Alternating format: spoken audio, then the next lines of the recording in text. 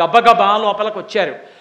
అంతే వీరభద్రస్వామి, నందీశ్వరుడు, ఆ తర్వాత ఆ మణివాహుడు వీళ్ళందరూ లోపలికి వెళ్ళి ఆ భగుడని ఆయన ఆ బ్రాహ్మణులు చేసేటటువంటి యజ్ఞం దగ్గర పరమశివుణ్ణి నింద చేసి మాట్లాడుతుంటే కళ్ళు గీటి బాగా తిట్టండని కనుగీటాడు. వెంటనే వెళ్ళి ఆ మణిభద్రుడు అనేటటువంటి ఆయన్ని పట్టుకుని 2 కళ్ళు పీకేశాడు. పూష అని సూర్యస్వరూపం.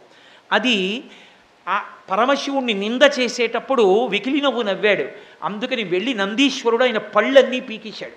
పీకేసి దక్ష ప్రజాపతి యొక్క శరీరం మీద కూర్చుని త్రిశూలంతో పొడిచేశాడు వీరభద్రుడు. ఎన్ని పోట్లు పొడిచినా శరీరము మంత్రపూతమైన కారణం చేత దక్షుడు మరణించలేదు. అప్పుడు చూసి ఆయన శిరస్సుని గిరగిర తిప్పి ఊడబెరికి దక్షిణ అగ్నిలో పారేశాడు. ఆ అగ్నిలో కాలిపోయింది. దేవతలందరినీ పట్టుకుని చితక పొడిచేశారు. కాళ్ళు చేతులు విరిగిపోయిన వాళ్ళు, అవయవాలు తెగిపోయిన వాళ్ళు, నెత్తి రోడిపోతున్న వాళ్ళు, హాహాకారాలు మిన్నుముట్టాయి. దేవతలందరూ సత్యలోకానికి పరిగెత్తి చతుర్ముఖ బ్రహ్మగారి దగ్గరికి వెళ్ళారు. వీరభద్రావతారానికి ఉద్రేకం ఆగక ఆ పట్టిసాన్ని తీసుకెళ్ళి, ఆ కత్తిని తీసుకెళ్ళి గోదావరి నదిలో కడిగాడు. ఎక్కడ ఆయన కత్తిని కడిగాడో అదే పట్టిసం క్షేత్రమైంది.